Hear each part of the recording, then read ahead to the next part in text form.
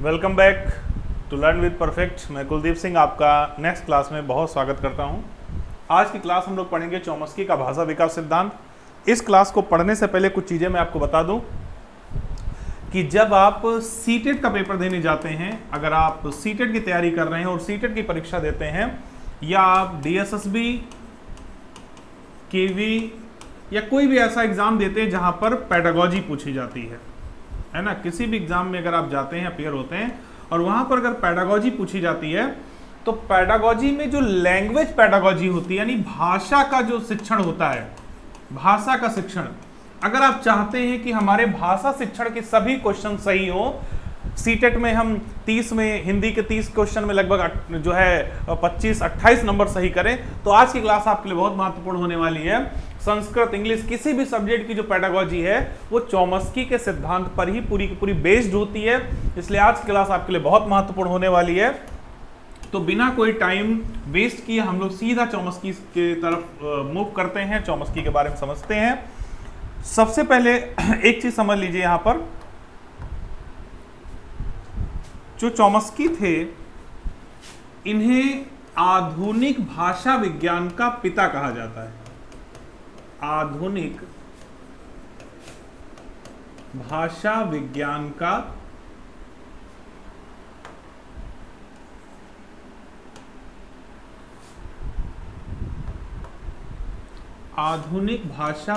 का जनक माना जाता है।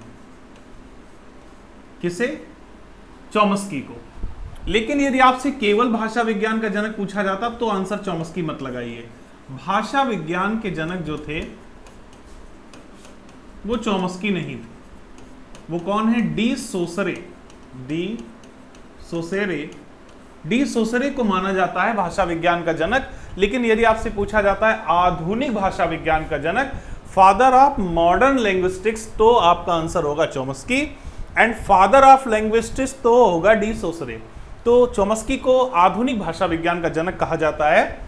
और ये जो है चॉम्स्की यूएसए के निवासी हैं, यानी यूएसए के निवासी हैं और अभी भी ये लेखन कार्य कर रहे हैं। मतलब वर्तमान समय भी इनकी डेथ नहीं हुई है, अभी भी ये लेखन कार्य कर रहे हैं। और ये एक आलोचक हैं, प्रमुख रूप से ये क्या हैं? आलोचक हैं। और खासकर इन्होंने डोनाल्ड ट्रंप की आलोचना की थी। डोनाल्ड ट्रंप जब अमेरिका के प्रेसिडेंट थे तो उनकी विदेश नीतियों की आलोचना इन्होंने खूब धड़ल्ले से की थी। और आपको पता है कि वो चुनाव भी हार गए और अगली बार जो बाइडेन वहां के प्रेसिडेंट बने हैं। तो जो चॉम्स्की हैं उनका राजनीति से भी काफी ताल्लुक रहता है, अभी भी लिख रहे हैं, मुख्य रूप से आलोचक है यूएसए के। चलिए, उन सब चीजों से हमें मतलब नहीं है, वो राजनीतिक चीजें हैं। हम लोगों को मतलब है अपने कोर्स से कि हाँ, हमारे कोर्स में इनका क्या क्या कंसेप्ट आ सकता है। तो चॉम्स्की का जो हमारे लिए काम की चीज है, तो सबसे पहली चीज क्या है कि चॉम्स्की जो थे, इन्होंने स्किनर की आलोचना की है। किसकी आलोचना की है? स्किनर की। स्किनर ने एक लाइन कही थी, जो स्किनर पढ़ाते समय उन्होंने बताया भी था। स्किनर ने कहा था, भाषा वातावरण में उपस्थित उद्दीपकों का परिणाम है।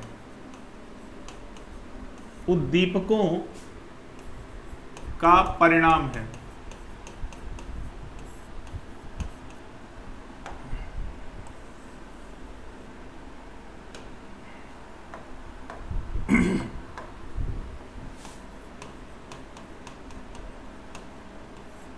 यानी कि भाषा वातावरण में उपस्थित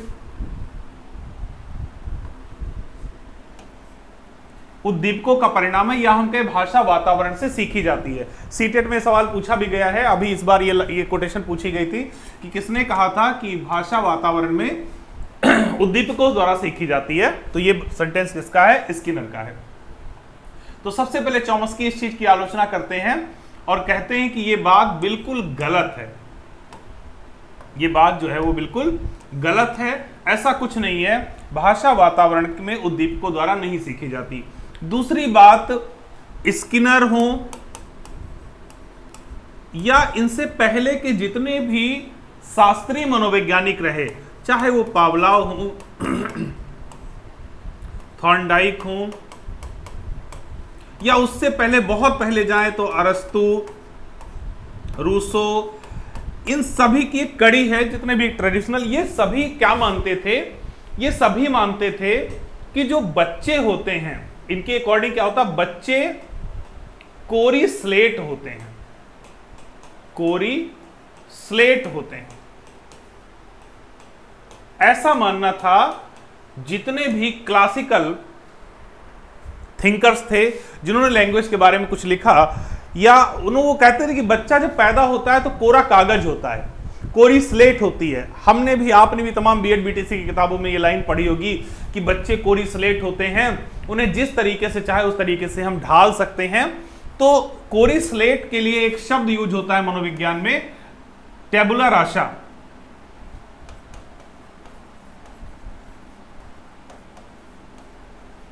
टेबुला रासा, हिंदी में तबुला रस बोलते हैं इसे। तबुला रस एक फ्रेज है, एक मुहावरा है। तो ये भी सवाल एक बार पूछा गया है कि तबुला रस क्या होता है, तो तबुला रस का मतलब होता है कोरी स्लेट, कोरा कागज, कुछ भी आप कह लीजिए। तो स्किनर, पावलोव, थॉर्नडाइक, अरस्तु, रूसो, क्लासिकल थिंकर सारे के सारे मानते हैं कि बच्चे क्या होते हैं? कोरी स्लेट होते हैं। तो चॉम्स्की ने इनकी भी ऐसी की तैसी की, कहा बच्चे कोरी स्लेट नहीं होते। तो मुख्य रूप से इन्होंने दो कामों की आलोचना करते हुए जबरदस्त तरीके से अपनी किताबों को लिखा और अपनी बातों को सिद्ध किया। क्या सिद्ध किया, चलिए हम लोग उसी बात पे चर्चा आगे बढ़ाएंगे। लेकिन एक बार फिर आपको बता दें कि स्किनर कहते हैं भाषा वातावरण में उपस्थित उद्दीपकों का परिणाम है। स्किनर तो चॉम्स्की कहते हैं नहीं भाई, ऐसा कुछ नहीं है।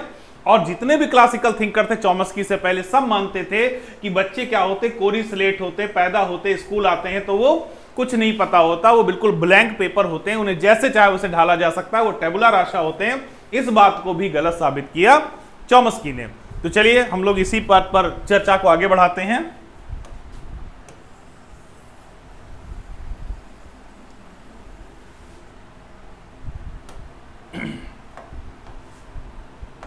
अब चॉम्स्की क्या कहते हैं? चॉम्स्की कहते हैं बच्चे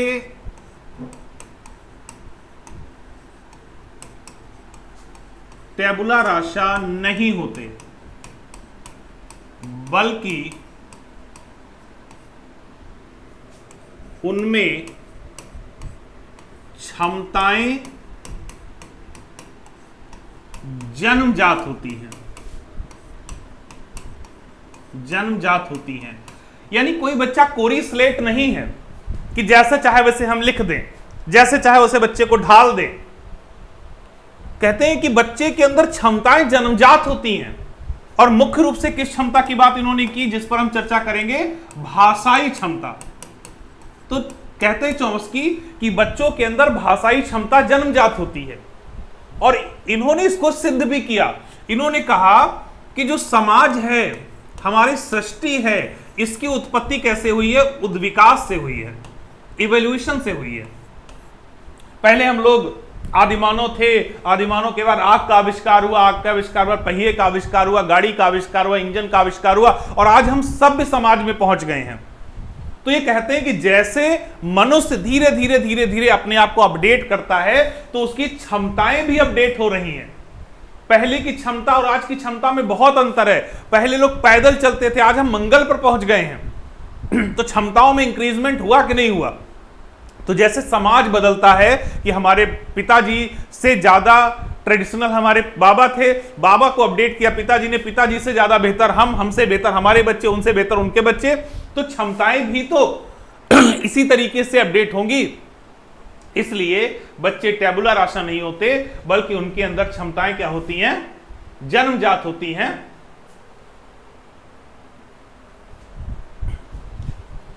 बच्चों में क्षमताएं जन्मजात होती हैं।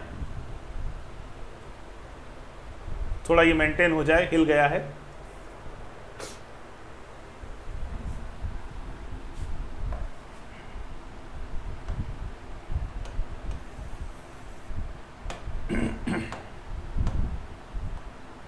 जन्मजात होती हैं क्योंकि भाषा उद्विकास द्वारा उद्विकास द्वारा विकसित होती है, विकसित होती है। यानी लैंग्वेज जो है एक इवोल्यूशनरी प्रोसेस में आती है। आदिमानव केवल चीखते थे, उनके पास कोई भाषा ही नहीं थी। आप देखिए जो कबीले के लोग हैं वो कितनी भाषा का प्रयोग कर पाते, हु हा किया करते हैं। लेकिन जैसे जैसे समय बदला, जैसे उनका समाज बदला, वैसे उनकी भाषा भी क्या हो गई, विकसित हो गई। आज आदिमानव काल वाली भाषा नहीं बची। आज हम लोग बहुत, हर एक चीज के लिए स्पेसिफिक वर्ड है, स्पेसिफिक तरीके हैं। अगर हमें खाना मांगना होता तो उसके तरीके हैं। हर प्रकार के विचारों को व्यक्त करने के तरीके हमारे पास हैं जो आदिमानव के पास नहीं थे। इसका मतलब बच्चे कोरी स्लेट नहीं होते, बल्कि क्षमताओं के साथ आते हैं, और ये क्षमता उन्हें कहां मिलती है, उद्विकास द्वारा। और मुख्य रूप से किस क्षमता की बात कही गई, भाषा की बात कही गई। तो सबसे पहले इन्होंने ये किसकी आलोचना हो गई, ये सारे के सारे जितने भी परंपरागत मनोवैज्ञानिक हैं जो मान रहे थे, क्या मान रहे थे, कि बच्चे कोरी स्लेट होते हैं, बच्चे कोरी कागज होते हैं, कोरी स्लेट होते हैं। उनकी आलोचना करते हुए चॉम्स्की ने कहा कि भैया कोई बच्चा कोरी स्लेट नहीं होता, वो क्षमताओं के साथ आता है। अब दूसरी बात जो स्किनर ने अभी कही थी, क्या कहा था आपने पता है, कहा था कि भाषा वातावरण में उद्दीपकों का परिणाम है, भाषा वातावरण में उपस्थित उद्दीपकों द्वारा आती है। तो चलिए उस चीज को भी हम लोग गलत साबित करते हैं। अब चॉम्स्की कहते हैं कि जो मनुष्य का मस्तिष्क होता है वो दो हिस्सों में बटा होता है। मनुष्य का जो माइंड होता है, मस्तिष्क होता है, वो दो हिस्सों में बटा होता है, ये लेफ्ट हेमिस्फेयर और ये राइट हेमिस्फेयर। यानी ये बायां गोलार्ध और ये दायां गोलार्ध, दो हिस्सों में बटा होता हमारा दिमाग। जो बायां गोलार्ध है, यहां क्या होता है, यहां होता है तर्क, लॉजिक, यहां होता है चिंतन, यहां होती है भाषा, यहां होते हैं चिन्ह।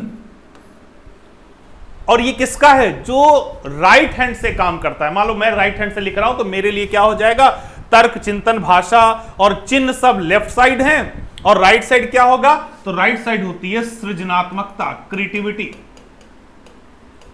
सृजनात्मकता। लेकिन अगर कोई व्यक्ति लेफ्ट साइड से काम करता है तो उसका ये बदल जाएगा, उसके राइट साइड होगा तर्क, चिंतन, भाषा और चिन्ह, और लेफ्ट साइड उसकी सृजनात्मकता होगी। लेकिन 90% लोग तो हमें लगता है इंडिया में या वर्ल्ड में राइट हैंड से ही काम करते हैं। तो जो राइट हैंड से काम करते हैं उनका तर्क, चिंतन, भाषा, चिन्ह, ये सारी चीजें कहां होती हैं, लेफ्ट साइड होती हैं। आप कभी किसी व्यक्ति को देखिए और फिर 1 साल बाद, 2 साल बाद उसे देखिए और उसे पहचानने की कोशिश करिए कि इसको मैंने कहां देखा है। तो हम लोग हाथ को हमेशा लेफ्ट साइड लगाते हैं, ऐसे आंख बंद करके सोचते हैं भाई इसको कहां देखा, ऐसे हाथ मारने की कोशिश करते हैं। क्यों? क्योंकि जो भाषा है, जो चिंतन है, जो चिन्ह है, जो तर्क है, वो सब किधर होता है, लेफ्ट साइड होता है। यानी माइंड के लेफ्ट साइड सारी की सारी मेमोरी होती है। अगर आप एक बार सवाल ये पूछा भी गया है कि दाएं हाथ से काम करने वाले व्यक्ति के भाषा किधर होती है, तो बाएं साइड होती है। और राइट साइड क्या होती है, तो चॉम्स्की कहते हैं राइट साइड होती है सृजनात्मकता, क्रिएटिविटी। जब भी नया विचार दिमाग में आएगा तो वो राइट साइड से आएगा, उसके लिए हमें सोचना नहीं पड़ेगा कि इसको मैंने कहां देखा है, किस तरह, वो अपने आप आ जाता है नई विचार के, हाँ ये काम ऐसे किया जाए। तो जो नए विचार होते हैं वो दिमाग के राइट साइड में होते हैं, तर्क, चिंतन, भाषा और चिन्ह ये सब कहां होते हैं, लेफ्ट साइड में होते हैं। अब ये जो भाषा है ये लेफ्ट साइड में किस रूप में होती है, यहीं पर आपको समझना है। तो चॉम्स्की कहते हैं कि जब कोई बच्चा पैदा होता है तो उसके दिमाग के लेफ्ट साइड में एक डिवाइस लगी होती है, एक यंत्र लगा होता है।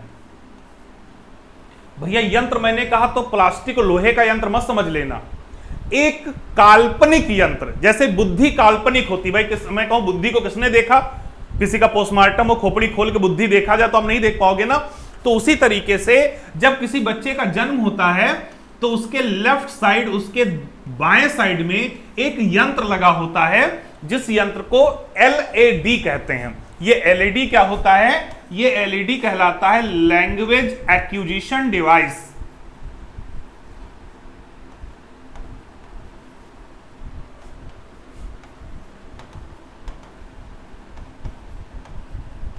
लैंग्वेज एक्विजिशन डिवाइस, भाषा अर्जक यंत्र। बहुत बार ये सवाल पूछा गया है, भाषा अर्जक यंत्र। पता नहीं कितनी बार ये सवाल पूछा गया है कि भाषा अर्जक यंत्र का संबंध किस मनोवैज्ञानिक से है, या भाषा चॉम्स्की के अनुसार भाषा कहां से आती है। तो भाषा का निर्माण होता है भाषा अर्जक यंत्र से। वो बात बाद में, अभी हम सिर्फ इस बोर्ड पर, उसके बाद में इसको मिटाऊंगा, फिर ये सारी चीजें दोबारा बताऊंगा। अभी इस बोर्ड पर मैं दो चीजों के बारे में बात कर रहा था। पहला, सारे के सारे परंपरागत मनोवैज्ञानिक क्या मानते हैं कि बच्चा क्या होता है, कोरी स्लेट होता है। तो इसको चॉम्स्की ने गलत कहा नहीं, बच्चे कोरी स्लेट नहीं होते, वो टेबुला रासा नहीं होते, वो भाषाई क्षमता के साथ पैदा होते हैं। क्योंकि भाषा जो है उद्विकास द्वारा विकसित होती है, इवोल्यूशनरी प्रोसेस से विकसित होती है। भाषा उनके अंदर उद्विकासी प्रक्रिया में आती है, इसलिए कोई बच्चा कोरी स्लेट नहीं होता। दूसरी बात कि जो चॉम्स्की ने कही, स्किनर ने कही कि भाषा वातावरण में उद्दीपक द्वारा आती है, तो इन्होंने कहा ऐसा कुछ नहीं है। भाषा के लिए एक यंत्र जिम्मेदार होता है जिसे एलईडी कहते हैं, उद्दीपक द्वारा नहीं आती भाषा। अब आगे इस चीज को हम सिद्ध भी करेंगे। तो ये दो बातें यहां पर हमने शुरुआत में आपको बताई हैं कि इन्होंने स्किनर की और परंपरागत मनोवैज्ञानिकों की आलोचना की है। इस बातचीत को आगे जारी करते हैं हम।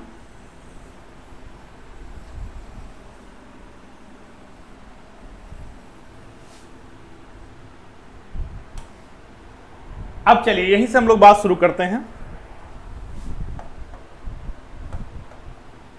अब चॉम्स्की क्या कहते हैं कि बच्चे जब पैदा होते हैं तो उनमें भाषा अर्जक यंत्र यानी एलएडी पाया जाता है,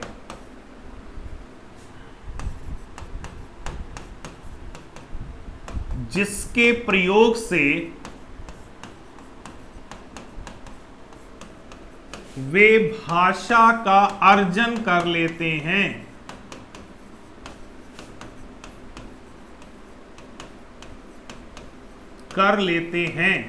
तो यहां पर इन्होंने कहा कि भैया भाषा वातावरण से नहीं सीखी जाती, भाषा का अर्जन होता है। अब सीखी जाती नहीं, अर्जन होता है। इसके लिए मैंने शुरुआत में आपको बताया था कि अर्जन और अधिगम में अंतर होता है, सीखना और अर्जन करने में अंतर होता है। सीखना प्रयासपूर्ण होता है, अर्जन स्वाभाविक होता है।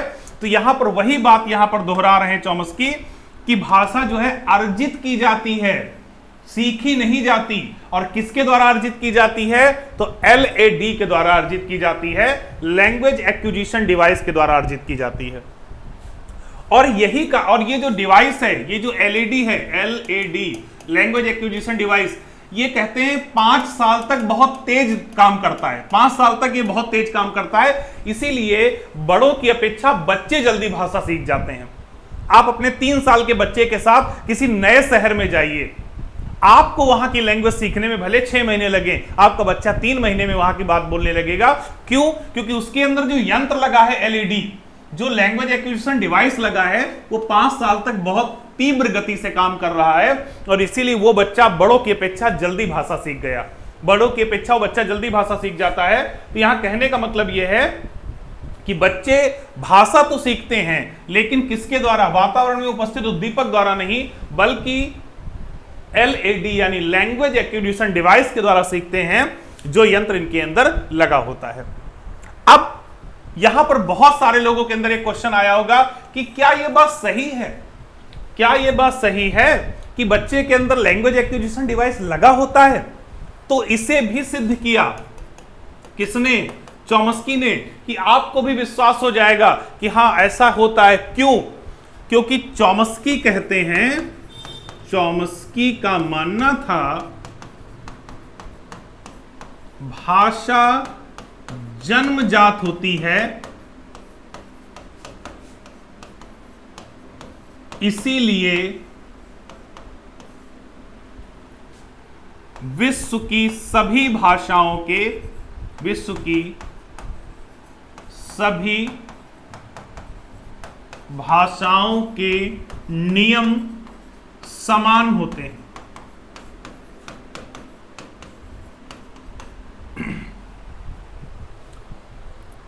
यानी आप यहां पर अगर इस बात को कहें कि बच्चे जब पैदा होते तो उनके अंदर एक डिवाइस लगा होता है, एक यंत्र लगा होता है जिसके द्वारा बच्चा भाषा अर्जित कर लेता है। कैसे?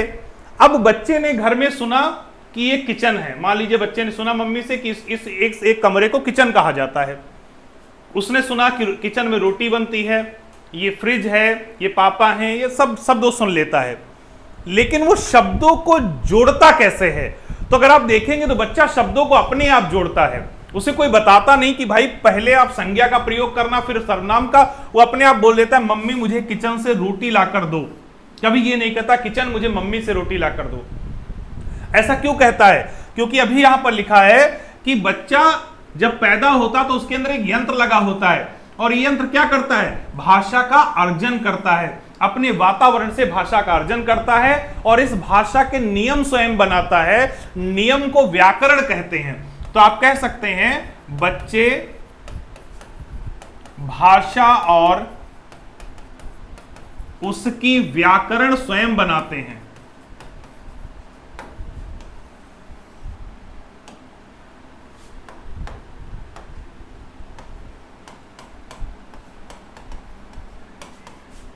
स्वयं निर्मित करते हैं। यानी व्याकरण का निर्माण किसी व्यक्ति ने नहीं किया, व्याकरण का निर्माण बच्चों ने किया, व्याकरण का निर्माण मनुष्य ने किया। कैसे? इस यंत्र के द्वारा। इस थ्योरी को जनरेटिव ग्रामर बोलते हैं। इसे क्या बोलेंगे? Generative grammar. यानी भाषा निर्माण की क्षमता बच्चों में पाई जाती है, इसी से वे नियम बना लेते हैं और इसके नियम, भाषा के नियमों को व्याकरण कहते हैं और व्याकरण का निर्माण बच्चे स्वयं करते हैं। यहां पर कई बातें आपको कंफ्यूज करेंगी। सबसे पहली चीज आप कहेंगे कि भैया सर व्याकरण तो हमने स्कूल में सीखी थी, आप बता रहे हैं व्याकरण का निर्माण बच्चे करते हैं। तो सबसे पहले आपको इस शब्द का मतलब समझना पड़ेगा कि भाषा क्या होती है। तो भाषा का मतलब हिंदी इंग्लिश नहीं होता, भाषा का मतलब होता है विचारों को आदान प्रदान करने का तरीका। मम्मी आंख दिखा देती है और बच्चे को पता चल जाता हम शैतानी कर रहे हैं, तो आंख दिखाना क्या है? एक भाषा है। हम अंगूठा दिखाते हैं और किसी को पता चल जाता है कि हमें शाबाशी दी जा रही है, तो अंगूठा दिखाना क्या है? भाषा है। सिर्फ बोलकर ही भाषा नहीं होती, भाषा किसी भी प्रकार से, लिखकर, बोलकर, इशारे से, मुद्राओं से, हाव भाव से, चिन्ह से, किसी प्रकार अगर अपने विचार आप दूसरे तक पहुंचा देते हैं, उसको हम क्या कहते हैं? भाषा। और जो इसके नियम होते हैं उसे व्याकरण कहते हैं। भाषा के नियमों को क्या कहते हैं? व्याकरण। तो भाई हिंदी की व्याकरण आपको स्कूल में सिखाई जाती होगी, लेकिन बच्चे को अपनी बात कहने के तरीके स्वयं निर्मित करने पड़ते हैं। उसे जब भूख लगती है तो स्वयं वो उसी मुद्रा में कहता है मुझे बहुत तेज भूख लगी, चेहरे पर वही भाव, वही पेट पर हाथ। यानी बच्चे ने भाषा की नियम अपने आप बना लिए। यानी व्याकरण का निर्माण कौन कर रहा है? बच्चे स्वयं कर रहे हैं। तो ये तीन बातें आपको सबसे पहले ध्यान में रखनी है, जो चॉम्स्की के सिद्धांत का आधार है। आगे की बात बाद में। सबसे पहली बात आपको क्या याद रखनी है? सबसे पहली बात याद रखनी है कि जब बच्चे पैदा होते हैं तो उनमें भाषा अर्जन करने की क्षमता पाई जाती है, जिसे एलईडी कहते हैं, और इसी क्षमता से बच्चे भाषा का अर्जन करते हैं। भाषा सीखी नहीं जाती, भाषा अर्जित की जाती है वातावरण से। दूसरी बात, चॉम्स्की का मानना था भाषा जन्मजात होती, इसलिए सॉरी यहां पर भाषा जन्मजात नहीं लिखना है, आपको भाषा की क्षमता लिखना है। ये थोड़ा गड़बड़ हो गया। भाषाई क्षमता जन्मजात होती है, भाषा जन्मजात नहीं होती, भाषाई क्षमता जन्मजात होती है। ठीक है, इसीलिए विश्व की सभी भाषाओं के नियम एक समान होते हैं, या हम ऐसे कहें विश्व की सभी भाषाओं की व्याकरण एक समान होती है। कैसे? अब भाई हिंदी में कहेंगे राम खाना खाता है, इंग्लिश में क्या कहेंगे? Ram is eating food. तो राम दोनों में पहले आया, ऐसा तो नहीं किसी में ईट पहले आ गया। किसी दुनिया के किसी भाषा में आप बात करिए, तरीका एक ही होगा। जब आपकी भूख लगेगी और आप किसी को इशारा करेंगे तो ऐसे कहेंगे। आप हिंदी में कहेंगे मुझे खाना, तो इंग्लिश में कहेंगे आई वांट टू ईट, लेकिन आपका हाथ मुंह की तरफ ही जाएगा और तरीका एक ही होगा कि पहले आप बोले मुझे खाना, तो इंग्लिश में बोले आई वांट टू ईट, यानी आई दोनों में पहले रहा। दुनिया की किसी भाषा की बात की जाए उसकी व्याकरण एक जैसी होती है, उसके नियम एक जैसे होते हैं। यह बात सिद्ध करती है कि हां, बच्चों के अंदर एक एलईडी यंत्र लगा होता है। तीसरी बात, बच्चे भाषा और उसकी व्याकरण का निर्माण स्वयं करते हैं, जिसे जनरेटिव ग्रामर थ्योरी कहा जाता है। और 5 साल तक बच्चे के अंदर ये यंत्र बहुत तीव्र गति से काम करता है, इसलिए 5 साल तक बच्चे की भाषा और व्याकरण निर्माण की क्षमता बहुत तीव्र होती है। सीटेट में मैंने काउंट किया है 16 बार एक क्वेश्चन पूछा गया है, और वो क्वेश्चन 16 टाइम कौन सा पूछा गया, 2011 से 2021 तक 16 टाइम एक क्वेश्चन पूछा गया है। वो ये है कि जब कोई बच्चा पहली बार विद्यालय आता है तो उसके पास एक ऑप्शन होता है भाषा की संपूर्ण जानकारी होती है, एक ऑप्शन होता है भाषा की अधूरी जानकारी होती है, एक ऑप्शन होता है भाषा की बिल्कुल जानकारी नहीं होती। तो आपका आंसर आज के बाद क्या होना चाहिए, भाषा की संपूर्ण जानकारी होती है, संपूर्ण जानकारी होती है, ठीक है। या व्याकरण के बारे में पूछा जाए तो व्याकरण की भी उसे संपूर्ण जानकारी होती है, क्योंकि उसका निर्माण उसने स्वयं किया है। एक सेकंड रुकिए जरा, थोड़ा रेस्ट कर लेते हैं, सांस लेना था खाली। तो ये तो चौमस्की की अब चौमस्की की मोटी मोटी बातें क्या समझ में आई, जहां से क्वेश्चन फैक्चुअल बन सकता है। चौमस्की ने भाषा विकास का सिद्धांत दिया। चौमस्की को आधुनिक भाषा विज्ञान का पिता कहा जाता है। चौमस्की का मानना था कि स्किनर द्वारा कही गई यह बात बिल्कुल गलत है कि भाषा वातावरण में उद्दीपक द्वारा सीखी जाती है, बल्कि भाषा अर्जित की जाती है, सीखी नहीं जाती। और अर्जन के लिए बच्चे के अंदर एक यंत्र लगा होता है, वो यंत्र जन्मजात होता है, जिसे LAD के नाम से हम जानते हैं। इस यंत्र के द्वारा बच्चे अपने वातावरण से शब्दों को इकट्ठा करते हैं और उसके नियम स्वयं बनाते हैं, यानी बच्चे अपनी व्याकरण का निर्माण स्वयं करते हैं। यही कारण है कि दुनिया के सभी भाषाओं की व्याकरण एक जैसी है। ये तो फैक्चुअल बात होगी चौमस्की की। अब अगर हम चौमस्की के पेडागोजिकल थॉट को देखें तो भाषा के 4 कौशल होते हैं।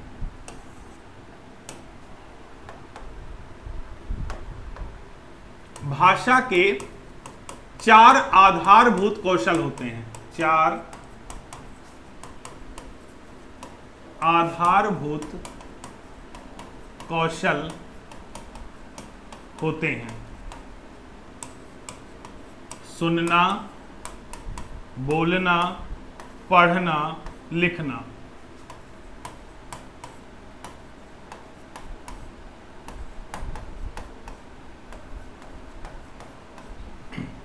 LSRW। सुनना, बोलना, पढ़ना, लिखना। इसको याद करने का तरीका क्या है, सुबोपली, याद रखिएगा, सुबोपली, ये क्रम होता है। अब इसके बारे में कुछ बातें आप पहले समझ लीजिए।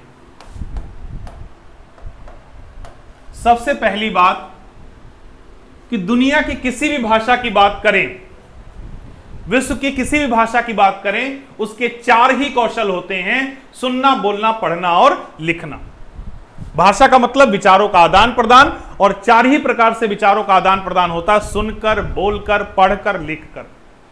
जैसे मैं हूं, अगर मुझे अपनी बात आप तक पहुंचानी है तो या तो हम बोलेंगे या हम लिखेंगे, और आपकी बात अगर हम तक आनी है तो या हम सुनेंगे या हम पढ़ेंगे। इसलिए सुनना और पढ़ना ये ग्राह्य कौशल माने जाते हैं। ये कैसे कौशल हो गए, ग्राह्य कौशल, यानी इनसे हम एक्वायर करते हैं, एक्वायरिंग स्किल हो गई ये ग्राह्य कौशल माने जाते हैं, सुनना और पढ़ना। बोलना और लिखना, इससे हम अपनी चीजों को व्यक्त करते हैं, तो ये एक्सप्रेसिव स्किल होती हैं। अभिव्यक्तात्मक कौशल,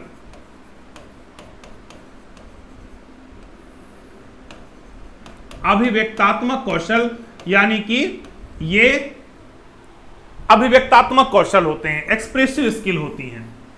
एक चीज और बता दूं आपको लेकर, जिसको लेकर सबसे ज्यादा कंफ्यूज सीटेट में रहता है, 2 बातें हैं। अगर हम कहें चारों कौशल क्रमबद्ध होते हैं, चारों कौशल क्रमबद्ध हैं, और हम कहें कि चारों कौशल अंतः संबंधित हैं,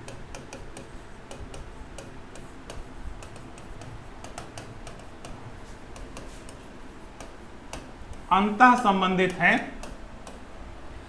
अब इसको लेकर बड़ा एक कंफ्यूजन है कि क्या चारों कौशल क्रमबद्ध हैं, बच्चा सबसे पहले सुनेगा, फिर बोलेगा, फिर पढ़ेगा, फिर लिखेगा। तो ये बिल्कुल सही बात है भाई, चारों कौशल क्रमबद्ध होते हैं। बच्चा जैसा सुनता है वैसा बोलता है, जैसा बोलता है वैसा पढ़ता है और जैसा पढ़ता है वैसा लिखता है।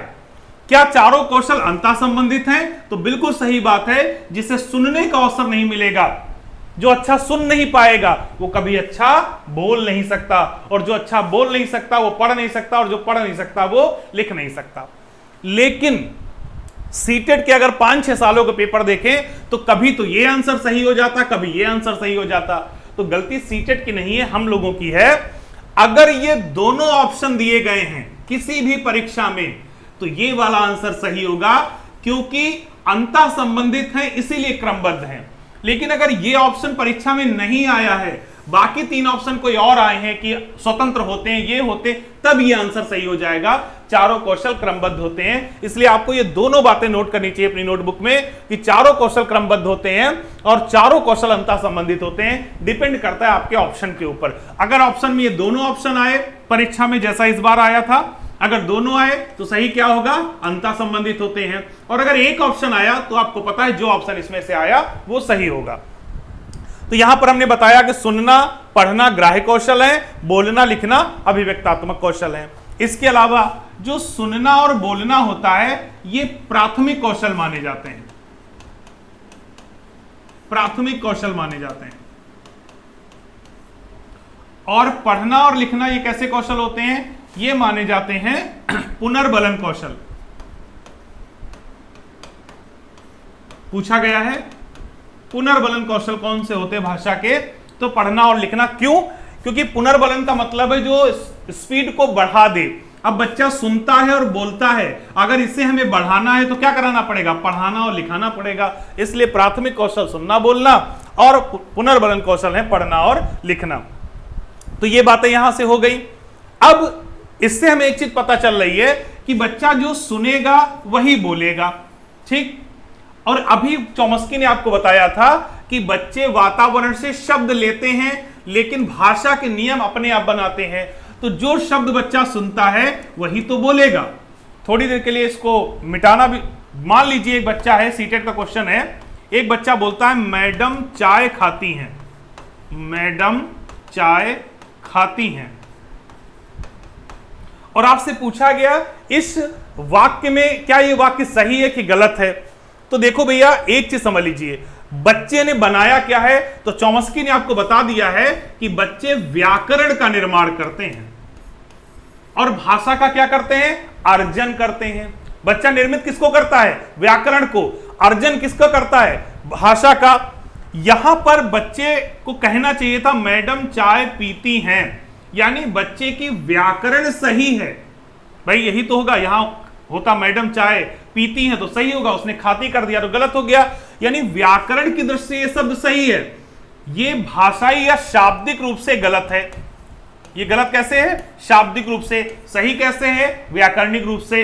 अब बताइए बच्चे ने सुना क्या था? बच्चे ने सुने थे शब्द, तो जैसा बच्चा सुनेगा वैसे ही बोलेगा। तो गलती बच्चे की है या उस वातावरण की जहां से बच्चे ने शब्द सुना था? तो आप भी कहेंगे कि सर वातावरण की गलती है, इसलिए बच्चे की गलती ना देकर हम बच्चे के वातावरण को गलती देंगे। और ऐसे किसी भी प्रश्न में आप बच्चे को गलती मत करिए, बच्चे को गलत मत ठहराइए, तो आपका प्रश्न कभी लैंग्वेज पेडागोजी का गलत नहीं होगा। जैसे आपसे कभी पूछा जाए कि भाई एक बच्चे ने कहा रमेश का दादा आया है, ये पूछा गया सीटेट में, रमेश का दादा आया है। अब इस बच्चे में क्या गलत है? तो अगर बच्चा व्याकरण की गलती करे तब तो आप बच्चे की गलती दे सकते हो, लेकिन रमेश का दादा आया इसमें शब्दों की गलती है, और शब्द बच्चा जो सुनेगा वही बोलेगा। जब उसने यही सुन रखा होगा अपने घर परिवार और दोस्तों से, वही उसने बोल दिया, तो बच्चे की गलती नहीं है। उसे अच्छा सुनने का अवसर अगर हम देंगे तो बच्चा अच्छा बोलने लगेगा। यानी कहने का मतलब सिर्फ इतना है, यदि बच्चा कोई शब्द या कोई वाक्य या कोई लाइन गलत बोलता है तो गलती बच्चे की नहीं, क्योंकि वैसा ही उसने क्या किया होगा? सुना होगा। तो हमें बच्चे को अच्छा सुनने के अवसर देना है, वो स्वतः अच्छा बोलने लगेगा। ये था इसका पेडागोजिकल सेक्शन। जब आप इसके क्वेश्चन हम आपको कराएंगे, इसके बारे में और आगे क्लास में डिस्कस होगी तो और बेहतर तरीके से समझ में आ जाएगा। तो चॉम्स्की से यहीं तक। नेक्स्ट क्लास जो होगी वो आपकी सबसे इंपॉर्टेंट क्लास होगी जीन पियाजे की, तो उसके लिए आपको थोड़ा इंतजार करना पड़ेगा। मिलते हैं नेक्स्ट क्लास में, तब तक के लिए धन्यवाद, नमस्कार, ख्याल रखिए अपना।